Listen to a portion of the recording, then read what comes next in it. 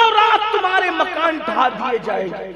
मैं समझता हूँ कि हर मुहद्दिस ने अपने दौर में अलग अलग तशरीह की होगी, लेकिन हिंदुस्तान में इसकी तशरीह को आंख से देख सकते हो। रातों रात तुम्हारे मकान ढा दिए जाएंगे। सहाबा किराम ने इसकी या रसूल अल्लाह उसकी वजह फरमाया दो गुनाह होंगे। एक तो ये कि जो लोग रात को शराब पिएंगे और म्यूजिक और गाने सुनेंगे, उसकी नहूसत से रातों रात उनके मकान ढा दिए जाएंगे। अल्लाह के रसूल अलैहि सलाम फरमाते हैं कुछ लोगों के घर रातों रात ढा दिए जाएंगे। अब मैं ये तो नहीं कहूंगा कि बिल्डोजर चल जाएंगे, मैं नहीं कहूंगा क्योंकि मेरे नबी ने नहीं कहा, लेकिन इतना रसूलुल्लाह ने इशारा जरूर दिया कि रातों रात तुम्हारी बस्तियों को ढा दिया जाएगा, रातों रात तुम्हारी बस्तियां ढह जाए, घर तुम्हारे तबाह हो जाए, जमीन बोस हो जाए। बहुत सारी हदीसों को कभी ऐसा हुआ कि लोगों ने समझा ही नहीं। कभी कोई जमाना आया तो देखने के बाद पता चला कि हम समझ कुछ रहे थे और ये है। उसकी वजह यह है कि ये हुजूर की हदीस है। एक बात अच्छी तरह याद रखना, हुजूर अलैहिस्सलाम का कलाम हर दिन नया है और इतना नया है कि जो जिस निगाह से देखे उसको वो सारे अनवार और तजल्लियात मिलती नजर आती।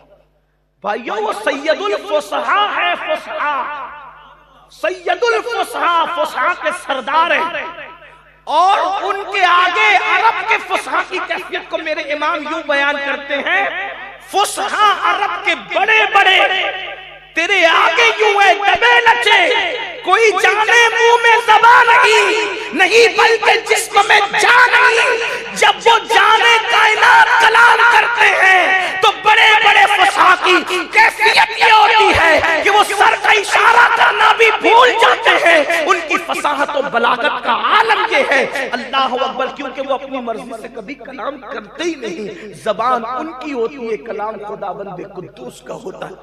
क्या फरमाया? रातों रात तुम्हारे मकान ढा दिए जाएंगे।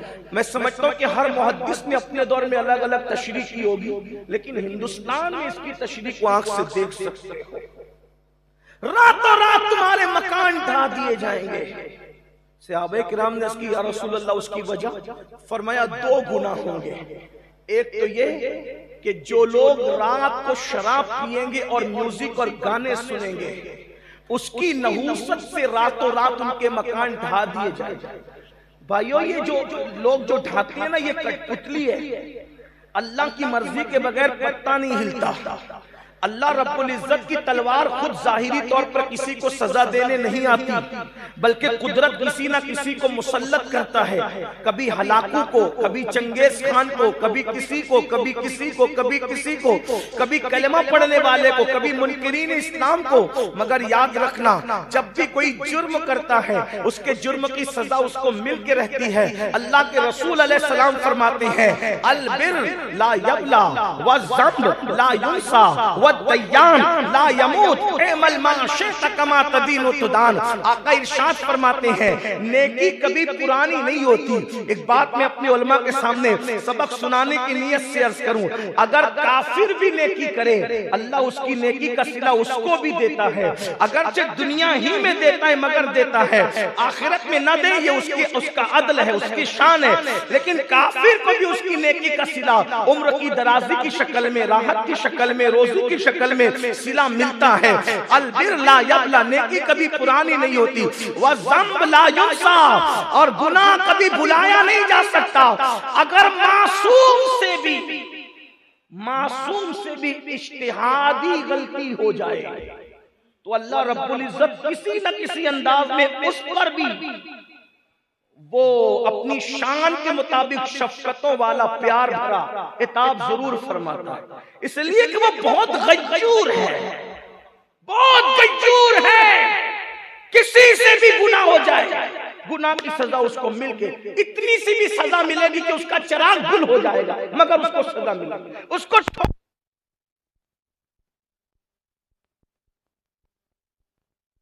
की शक्ल में, दर्द सर की शक्ल में, बीमारी की शक्ल में, किसी न किसी शक्ल में उसके गुनाह की सजा उसको मिलकर रहेगी। उसकी सवारी का अगर टायर भी जो है वो पंचर हो जाए, ये भी किसी न किसी गुनाह की वजह से। बहुत खूबसूरत कपड़ा पहना, बहुत खूबसूरत, अगर उसको चाय का दाग लग गया तो वो भी किसी गुनाह की वजह से लगता है। यानी अगर हमारे कपड़े भी मैले होते हैं तो किसी न किसी गुनाह के सबब से होते हैं। ये मैं अपनी मर्जी से नहीं कह रहा हूँ। हज़रत दाता साहब अली हुजवेरी रहमतुल्लाह अलैह फरमाते हैं, हम अपने मुर्शिद के साथ बारिश के मौसम में चल रहे थे तो हमने देखा कि मुर्शिद आगे आगे थे, हम पीछे पीछे थे। हमारे जूते और हमारे कपड़े कीचड़ में भर गए, मुर्शिद के कपड़े नहीं भरे। हमने कहा रास्ता एक ही था, हम आलूदा हो गए, आप क्यों नहीं? फरमाया बेटा, अगर इंसान गुनाह करना बंद कर दे तो अल्लाह उसके कपड़ों को भी मैला होने से बचा लेता है। अल्लाह अंदाजा फरमाए, गुनाह वो है और नेकी की बरकत वो है। अल्लाह अल्लाह अंदाजा फरमाए। और नेकी की बरकत कैसे मिलती है? मैं एक बात मुझे बहुत खूबसूरत याद आई। करबला के अय्याम चल रहे हैं, यज़्द जुर्द की जो है वो 3 बेटियां कैदी बना करके मस्जिद नबवी के अंदर लाई गई। अल्लाह अकबर। जब वो आई तो उनको देखकर फारूक आजम ने कहा, ये सोने से लदी हुई खूबसूरत लड़कियां किसकी है? किसी ने कहा नौशेरवान की पोतियां लगती है, यज़्द जुर्द की बेटियां लगती है। आपने फरमाया ले जाओ, इन्हें बेच दो। मौलाए कायनात ने फरमाया कि अमीरुल मोमिनीन, ये बड़े घराने की, जाहिरी बड़े घराने की बेटियां हैं, तो एक काम करते हैं, इस्लाम ये कहता है कि दुनियावी जिसकी इज्जत हो उसकी इज्जत का ख्याल रखा जाए। तो हम लोग इनको एक काम करते हैं, अपने पास रख लेते हैं। एक को अबू बकर सिद्दीक की बहू बना देते हैं, एक को उमर इब्ने खत्ताब की बहू बना देते हैं, और एक को मैं अपनी खुद की बहू बना लेता हूँ। और फिर फारूक आजम को मशवरा पसंद आया तो क्या हुआ, हजरत अब्दुल्ला इब्ने उमर के निकाह में एक बेटी उनकी दे दी गई, और फिर हजरत मोहम्मद इब्ने अबू बकर के निकाह में एक बेटी दे दी गई, और इमाम हुसैन के निकाह में एक बेटी दे दी गई। अब्दुल्ला से भी बेटा पैदा हुआ, उनका नाम सालिम रखा गया। मोहम्मद बिन अबू बकर से एक बेटा पैदा हुआ, उनका नाम कासिम रखा गया। और इमाम हुसैन से जो बेटा पैदा हुआ उस शहजादे को इमाम ज़ैनुल आबिदीन कहा गया। अब आपसे पूछना चाहता हूँ, नौशेरवान ने कोशिश नहीं की, यज़्द जुर्द ने कोशिश नहीं की, किस चीज की? कि मेरी बेटियां इतने बड़े बहू घरानों की बहू बने। सिद्दीक अकबर की बहू बनाने की कोशिश नहीं की, फारूक आजम की बहू बनाने की कोशिश नहीं की, रसूलुल्लाह की बहू बनाने की कोशिश नहीं की। यार वो काफिर लोग थे, फिर उनकी बेटियों को ईमान भी मिला और इतने बड़े घराने की बहू भी बन गई, बगैर मेहनत के, बगैर काविश के, बगैर कोशिश के। वजह क्या थी? तो सूफिया फरमाते हैं, जो दादा था नौशेरवान, वो अपनी सोच और फिक्र के मुताबिक लोगों में आदल करता था। आदल ये उस काफिर की नेकी की बरकत उसकी पोतियों को मिल गई कि इतने बड़े घराने की उनको बहू बनने का शरफ हासिल। वाह, सुभान अल्लाह, सुभान अल्लाह, नारे तकबीर, नारे रिसालत। नेकी की बरकत ये है, अगरचे काफिर को दुनिया में मिलता है, आखिरत में उसका कोई हिस्सा नहीं है। अल्लाह के बंदो सोचो, गौर करो। अब अंदाजा फरमाए, जो हम गुनाह कर रहे हैं, आका फरमाते रातों रात तुम्हारे मकान ढा दिए जाए। 2 गुनाह की वजह, एक तो तुम शराब पियोगे, एक म्यूजिक और गाने सुनोगे। और सिर्फ इतना ही नहीं होगा, आका फरमाते जब उन्हें दफन किया जाएगा, शराबियों को और गाना सुनने वालों को, तो जब दफन होंगे तो अच्छे भले होंगे, और जब सुबह को, जब सुबह कयामत को कब्रों से उठेंगे, या तो उनके चेहरे सूअर की तरह होंगे या तो उनके चेहरे बंदर की तरह होंगे। किनके? जो शराब का नाम बदल बदल कर पिएंगे और गाने और म्यूजिक कसरत के साथ सुनेंगे। एक हदीस पाक है, सैयदना अब्दुल्ला इब्ने मसऊद से मेरे आका ने फरमाया, ऐ इब्ने मसऊद, मेरी उम्मत के कुछ लोग होंगे जो कब्र में दफन होते वक्त अच्छी शक्ल के होंगे, और जब सुबह क़यामत को उठेंगे या तो सूअर की तरह या तो बंदर की तरह मुंह लेके उठेंगे। तो इब्ने मसऊद ने पूछा, या रसूल अल्लाह सल्लल्लाहु अलैहि वसल्लम, क्या वो अल्लाह को नहीं मानते होंगे? क्या आपको अल्लाह का रसूल नहीं मानते होंगे? क्या कुरान को अल्लाह की किताब नहीं मानते होंगे? आका ने फरमाया अल्लाह को रब मानेंगे, मोहम्मद अरबी रूह फिदा सल्लल्लाहु अलैहि वसल्लम को रसूल मानेंगे, कुरान को अल्लाह की किताब मानेंगे, फिर भी उनके चेहरे रातों रात सुअर और बंदर की तरह हो जाएंगे। वजह क्योंकि वो गाने कसरत के साथ सुनते होंगे और म्यूजिक कसरत के साथ सुनते होंगे और शराब का नाम बदल बदल कर पीते होंगे। आपसे पूछना चाहता हूं मेरे भाइयों, जिसने शराब पिया और तौबा नहीं किया, मरते वक्त तो उसकी जबान पे कलेमा नहीं आ सकता। ईमान का तहफ्फुज सिर्फ तकरीरों से नहीं होगा, हमें मैदान अमल में आना पड़ेगा। आइए जिन जिन चीजों से ईमान को खतरा है उसकी एक बात मैं आपके सामने और रखूं। हजरत शेख अब्दुल्ला मूसली रहमतुल्लाह अलैह इरशाद फरमाते हैं, शेख अब्दुल्ला मूसली कहते हैं कि मैं हज को गया तो मैंने क्या देखा, एक जवान है लब्बैक कहता है, उसके बाद ईमान की हिफाजत की दुआ करता है, काबे का गिलाफ पकड़ता है, फिर ईमान की हिफाजत की दुआ करता है, मिना पहुंचता है, मुज़दलिफा पहुंचता है, अरफात पहुंचता है, एक ही दुआ है, अल्लाह ईमान बचा ले, अल्लाह ईमान बचा ले, ईमान पर खात्मा बिल खैर फरमा। बड़ी माजरत के साथ ये हजारों का मजमा है, क्या कभी हम भी ईमान पर खात्मे की दुआ करते हैं? माल दे दे, दौलत दे दे, पोता दे दे, बेटा दे दे, नवासा दे दे, सब दुनिया ही मांग रहे, दुनिया दुनिया दुनिया दुनिया दुनिया। इस्लाम न तर्के दुनिया का नाम है और न गर्के दुनिया का नाम। कुछ लोग तर्के दुनिया की बात करते हैं और कुछ लोग गर्के दुनिया की बात करते हैं, लेकिन इस्लाम ना तर्क की बात करता है ना गर्क की बात करता है। इस्लाम इत्तेदाल का मजहब है। वो कहता है कमाओ और ज़कात भी दो, इसलिए ज़कात तो वही देगा जो मालदार होगा। मस्जिदें बनाओ, मदरसे बनाओ, सदका दो, बीमार पड़ो तो सदका दो, सफर पे निकलो तो सदका दो, कोई मुसीबत आए तो सदका कौन देगा? जो मालदार होगा वही तो देगा। मालदार बनो, मना नहीं है, मालदार बनना मना नहीं। माल को जेब में रखो ये सही है, माल को दिल में न रखो ये गलत है।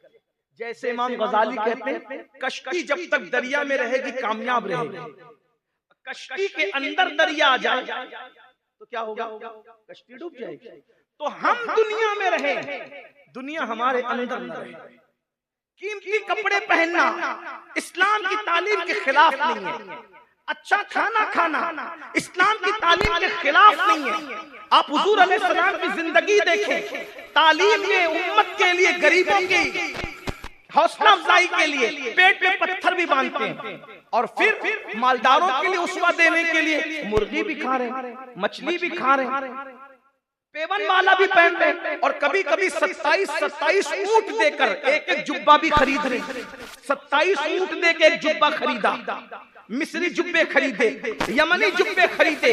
ये हुजूर की सुन्नत है, गरीबों के लिए भी, मालदारों के लिए भी। इसलिए अल्लाह के बंदो, ईमान की हिफाजत के लिए दुआ, ये अपनी दुआओं का जुज बना लो। हुजूर गौसे पाक फरमाते हैं, जो अपने ईमान पर खात्मे की फिक्र न करे, मुझे डर है जब वो मरेगा तो कुफ्र पर मरेगा। जो अजान को सुनकर, सैयदी आला हज़रत लिखते फतावा रज़िया शरीफ में, जो अजान को सुनकर अजान का जवाब न दे, दुनियावी बातों में मसरूफ रहे, डर है मरेगा कुफ्र पर मरेगा।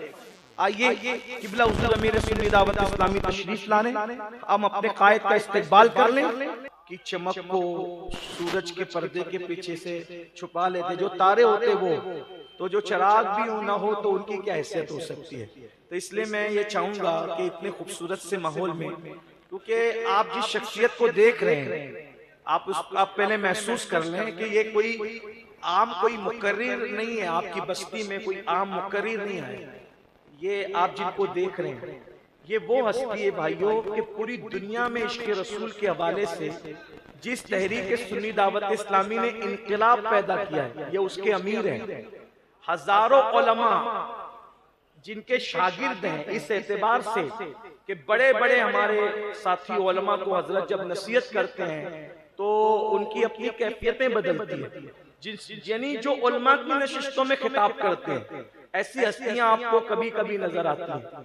अल्हम्दुलिल्लाह। और मैं आपको एक बात कहूं, कोई मुबालगे के तौर पे नहीं बल्कि सच्चाई, हम लोग की खुद ख्वाहिश रहती है कि हम लोग सफर करें तो हजरत के साथ करें, कुछ हजरत के साथ बैठें। आपको यकीन से कहता हूं, बहुत सारी यानी कई घंटों के मुताले से वो चीजें हम लोगों को नहीं मिल पाती जो हजरत की सोहबत में बैठने में चंद मिनटों में मिल जाती है।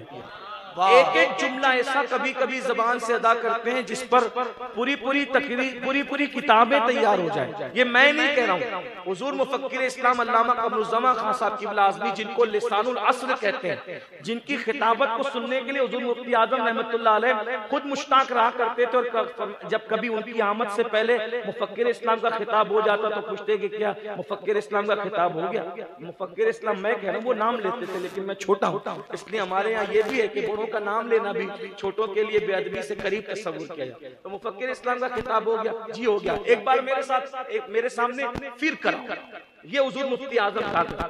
अब वो मुफक्किर इस्लाम ने जब हजरत की एक तकरीर सुनी तो मैं कि मौलाना आपने एक जुमला ऐसा रहा कि इस पर पूरी किताब लिखी जा सकती है।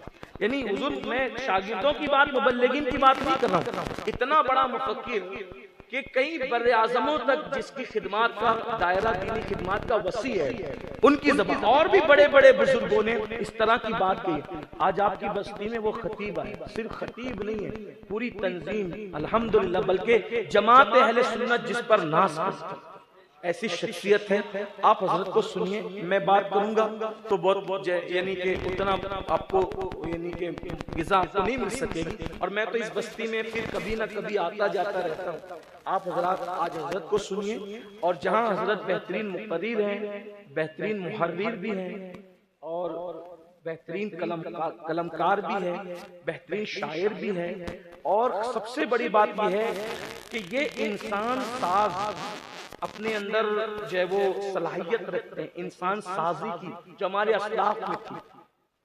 ये इंसान शनास भी है और इंसान साज भी है। इस दौर में कई हम जैसे गिरे पड़े लोगों को जिनमें कोई सलाहियत नहीं, आज हम जो आपकी टूटी फूटी खिदमत करते हैं, ये इसी मर्द कलंदर की तरबियत का नतीजा है, जो हम लोग जो टूटे फूटे अंदाज में आपकी खिदमत करते हैं। तो आपसे मैं चाहूंगा कि आप बहुत अच्छा सुन रहे हैं, मजीद सुने, क्योंकि हजरत को मेरे ख्याल से मौलाना सैफ साहब ने जो मुझे बताया कि 6 बजे की फ्लाइट है और कलकत्ता से, तो जाहिर सी बात है खिताब भी होना है, सलातो सलाम भी होना है, फिर निकलना भी है। तो मैं वक्त न लेते हुए, तो जब पानी आ जाए तो तयम्मुम का खात्मा खुद बखुद हो जाता है, तो इसलिए मैं अपनी गुफ्तगू समेटते हुए, हमारे नाज़िम साहब बहुत अच्छी निज़ामत कर रहे हैं माशाल्लाह, तो अगर आपकी हक़-तलफ़ी ना हो तो आपकी इजाज़त लेके मैं हज़रत को माइक दे देता हूँ ताकि टाइम बच जाए अपना।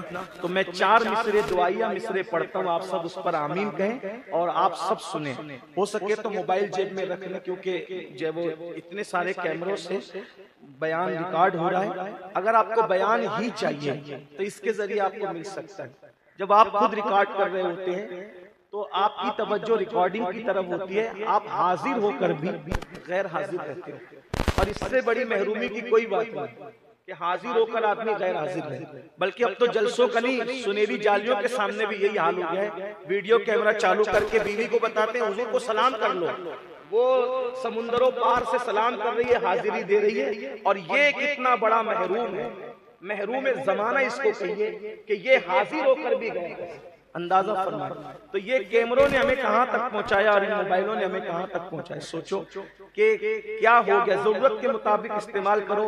कभी वो दुआएं जो किस्मतें बदलती थी, बुजुर्गों से मिलकर दुआएं लेते थे, और वो फोटो जो चंद महीनों तक के मोबाइल में संभाल कर भी नहीं रख सकते, उसके चक्कर में दुआओं को भूल रहे हो। तो अल्लाह के बंदो, कम से कम कुछ ख्याल करो। आप जो करते हो मोहब्बत में करते हो, उसकी कद्र है, लेकिन कम से कम कुछ सिखाना हमारा भी तो फरीजा है। इसलिए मेरी गुजारिश है, मोबाइल रख दो, चैन से सुनो, सुकून से सुनो, और जब बयान मुकम्मल हो जाए, आप में से बहुत सारे लोग जिन्होंने अभी तक किसी शय के तरीकत के हाथ में हाथ दे के मुरीद नहीं हुए, तो आपके लिए अच्छा मौका है। कोई हुक्म नहीं है, कोई जबरदस्ती नहीं। अगर आपका दिल चाहे तो मेरी आपसे गुजारिश है कि ऐसी शख्सियतें कभी कभी हमारे इलाकों में आती हैं, तो जिनको अपनी फिक्र नहीं बल्कि अपनी कौम की फिक्र होती है, दीन की फिक्र होती है, जो अपना कुछ बनाने की बजाय दीन का बनाने की कोशिश करते हैं। हमारे कायद वो हैं अल्हम्दुलिल्लाह, कई स्कूलें कई मदारिस हजरत की क़यादत उस सियादत में जारी वो सारी है। जब हमने मालेगांव में मेरा इंग्लिश स्कूल कायम किया था तो एक बहुत बड़े डॉक्टर साहब ने आकर के मुझसे कहा कि ये मौलवियों को अंग्रेजी तालीम का कहाँ से सूझ गया।